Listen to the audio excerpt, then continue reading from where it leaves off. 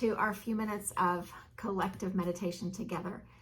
There's something really special about being in the same collective space as other people who are just seeking the same things that we are seeking, trying to find a little more clarity on this path that we're all walking of life. And so I'd invite you just to settle in, get your body into a position that feels right for you.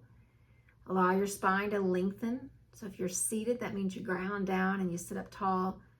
If you're lying down, that means you stretch out really nice and straight so that all that good energy can flow up and down the midline of your body. And as your eyes begin to close, let's all just take these first few breaths and just check in with ourselves. Here we've come to the end of the week, just about.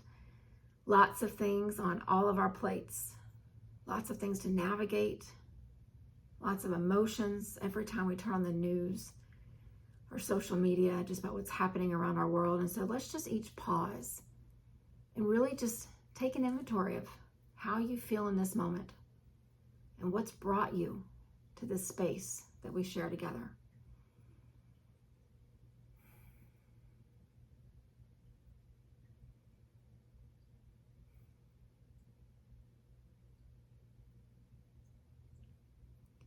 And then let's take a few breaths together just to seal this time where we've shown up collectively, but also to give ourselves a chance individually to really turn our focus inward.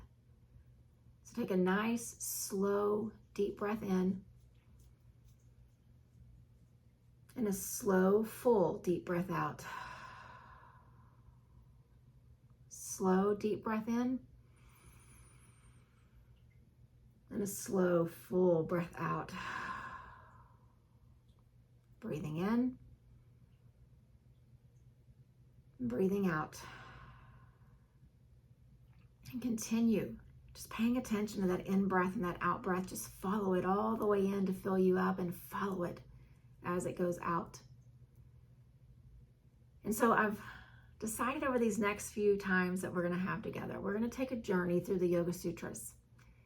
We've talked about Yoga Sutras in isolation along all these days that we've spent in meditation together, but I'd like us to journey from the beginning all the way through the teachings of what Patanjali gave us about 2,500 years ago.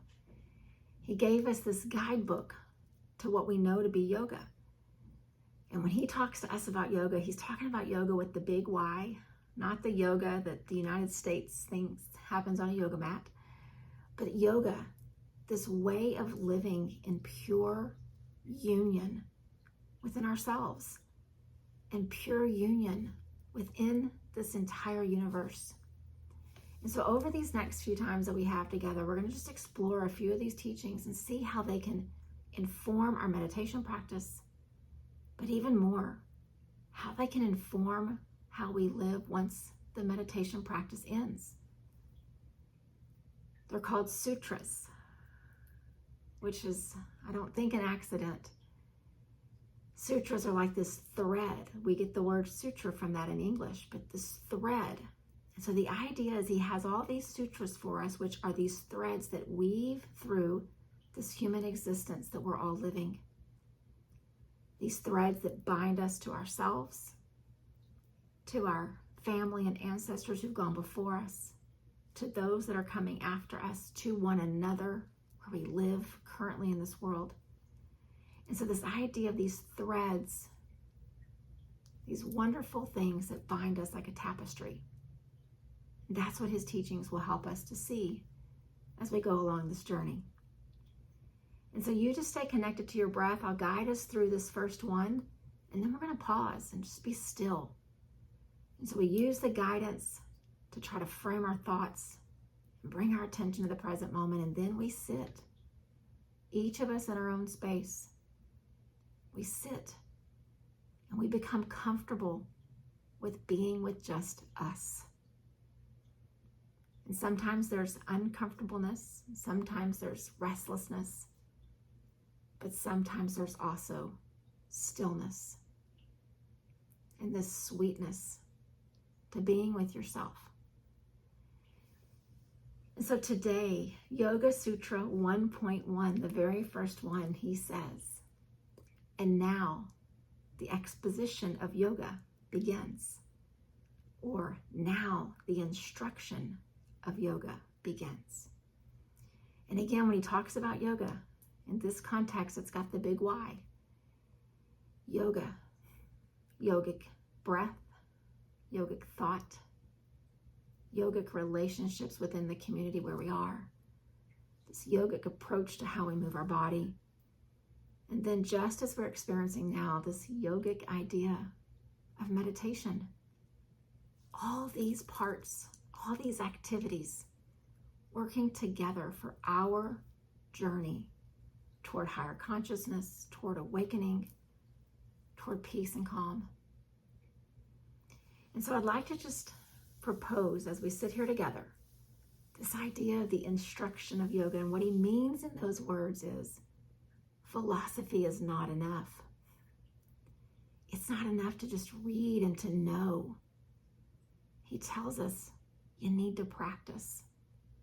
And I'm going to help you through this instruction, he says, to know how to practice, to live the life that you were created to live. And so I want to start with just this idea of breath. It's not enough to read a biology book about breath and figure out all the exchanges of gases that happens in this process in our body. We have to practice the breath for us to truly realize and feel the power that it brings to us emotionally, mentally, physically, spiritually. We got to practice it.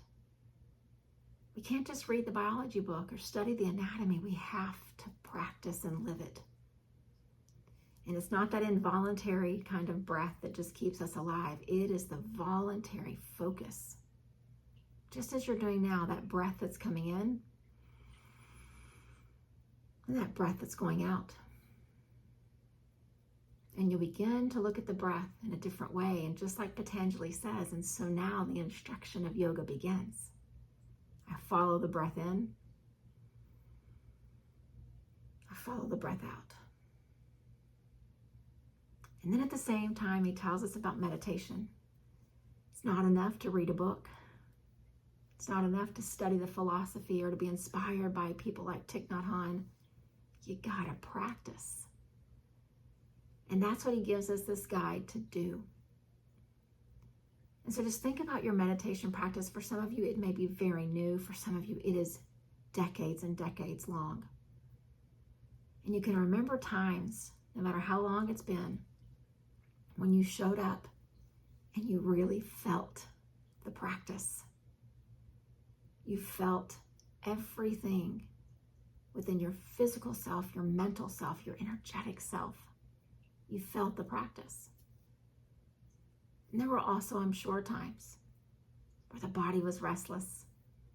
You just couldn't seem to quiet all the crazy thoughts. And you feel like that time was maybe a failure. But what he teaches us is that's part of the practice. So just like with our breath, you can't fail at your breath work. You can't fail at meditation. He encourages us from 2,500 years ago in the past to our contemporary, filled with violence, filled with suffering, but also filled with goodness world that we live in. He was telling us, you can't fail at this as long as you keep practicing. And so I'd like for us to do that together for the next minute or so, and then we're going to sit quietly within the arms of the practice. So let's combine our meditation and our breath and see what we can notice about ourselves. And to quote his words, and now the instruction of yoga begins. So breathing in, follow the breath all the way into the heart, the chest, the ribs, and then exhale, follow it as it goes out until you feel everything just kind of deflate. And then breathe in, follow that breath, feel the expansion all the way through. And then breathe out and follow it as it goes. And then breathe in. Notice how you feel when you inhale fully. And then breathe out. Notice how you feel when you're able to let go. And then just keep that rhythm of breath going. Notice the quietness of your breath. Notice what it does to you. Again, it's not the anatomy, it's the practice.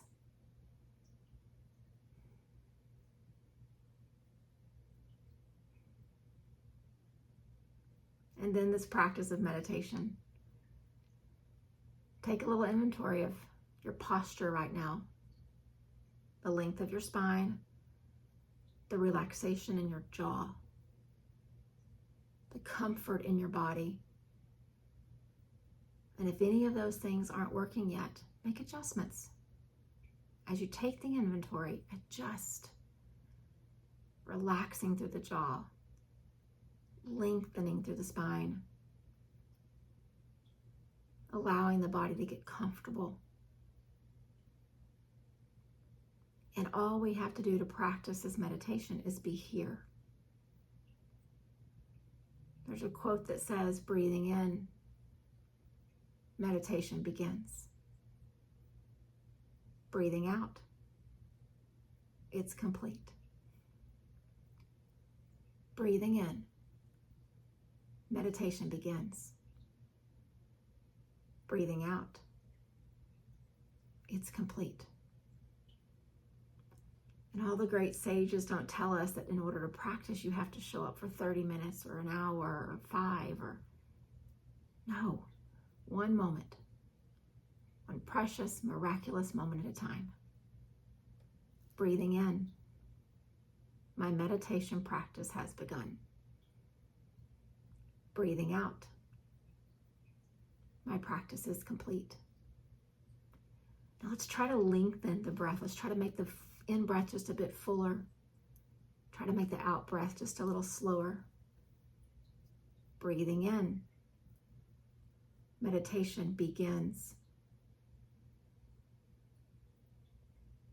Breathing out, my meditation is complete. Breathing in, meditation begins. Breathing out, my meditation practice is complete. And now let's each just sit in our own space and let's try it. Let's try to meditate one full breath at a time. And when you can learn to do it just like that, you will start to realize you will not fail. You follow the breath in, you follow the breath out, because the breath can only occur in the present moment, and that's where meditation happens. So if you have to say the words to yourself in your head or out loud where you are, say them. If not, just follow the breath in. Follow the breath out. And so the practice of yoga will begin.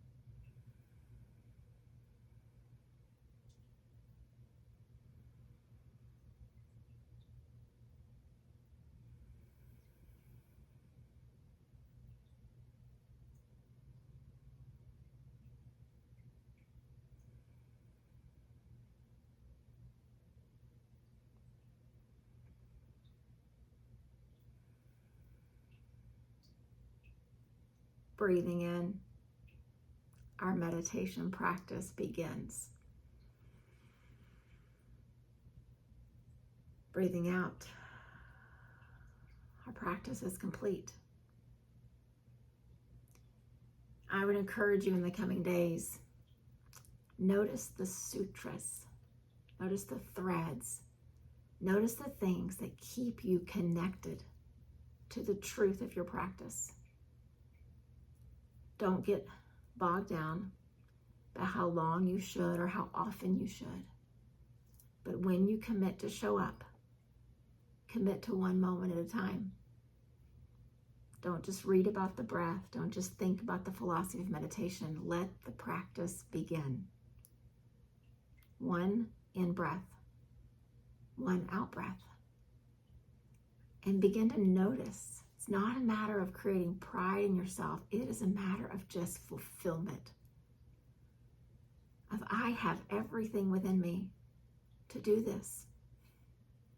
I have everything I need to participate in this amazing practice.